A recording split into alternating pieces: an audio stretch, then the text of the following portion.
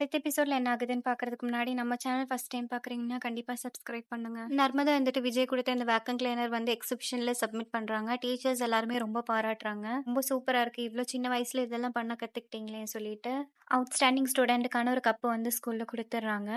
நர்மதா இதெல்லாம் வாங்கி திருப்பி வீட்டுக்கு வரும்போது சாரதா இருந்துட்டு காவேரி திட்டிட்டு இருக்கிறது தெரியுது. வா நம்ம ஊருக்கே கிளம்பலாம். இங்க இருந்தா நீ அந்த பையன் கூட பேசறத பார்த்துட்டு இருக்க. நர்மதாவை பார்த்த உடனே எல்லாரும் ஷாக் ஆயிடுறாங்க. என்ன இது? எதுக்கு நர்மதா உனக்கு ட்ராஃபி குடுத்தாங்க? எல்லாரும் இப்படி பேசிட்டு இருக்கும்போது நர்மதா வந்து ஓடி போய் விஜய் ஹக் பண்ணி, மாமா இங்க பாருங்க நீங்க செஞ்சு குடுத்ததுனால தான் வந்து ஸ்கூல்ல எனக்கு ட்ராஃபி குடுத்தாங்க. என்ன ரொம்ப பாராட்டுனாங்க. சாரதா இருந்துட்டு என்னடி சொல்ற? என்ன ஒளறிட்டு இருக்க? நீங்க வான்னு சொல்லி நர்மதாவ கூப்பிடுறாங்க. நர்மதா வந்து தயங்கி தயங்கி அம்மா என்ன யாரும் திட்டாதீங்க. இன்னைக்கு காலையில வந்து விஜய் மாமா எனக்காக வாக்கம் கிளீனர் செஞ்சு குடுத்தாங்க. பாட்டி இருந்துட்டு அதுதான் இந்த பையன் தூங்காம அந்த நைட் எல்லாம் பாட்டு போட்டுட்டு இருந்தானோ? சூப்பர் விஜய்ன்ற மாதிரி பாட்டி சொன்னதும் சாரதா வந்து பாட்டிய முறைச்சு பாக்குறாங்க. போதுங்க நீங்க கொஞ்சம் கம்முன்னு இருங்க.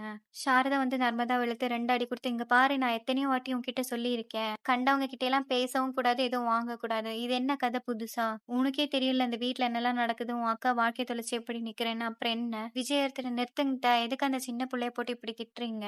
என்ன உங்க பொண்ணோட வாழ்க்கை தொலைஞ்சிருக்கு? நான் எனக்கு அவ தான் வேணும்னு சொல்லி எல்லாத்தையும் விட்டுட்டு நான் அவளுக்காக இங்க வந்து நிக்கிறேன். இன்னும் என்னலாம் சொல்லணும் நீங்க சொல்லுங்க. நான் எல்லாத்தையும் பண்ணி காட்டுறேன். அது இல்லாம சும்மா வந்து நர்மதா பாப்பாவோ இல்ல காவேரியை திட்டாதீங்க. சாரதாக்கு வந்து இன்னும் கோவம் வருது. ஆமாய்யா தங்க ஸ்பூனோட பிறந்த உனக்கெல்லாம் வந்து எங்களோட வலி எப்படி தெரியும்? எங்க பொண்ணுங்க ஒவ்வொன்றும் எனக்கு வந்து ஓவியங்க. அவங்கள இப்படி விலகி பேசி நீங்க வந்து கான்ட்ராக்ட் போட்டிருக்குன்னு தெரியறதே எனக்கு அவ்வளோ வலியா இருக்கு. வேணாம் ஐயா தேவையில்லாம இதை பத்தி எல்லாம் பேச வேணாம். இதோட இந்த எபிசோட் முடியுது. அடுத்த எபிசோட்ல என்ன ஆகுதுன்னு பார்க்கலாம். Bye friends.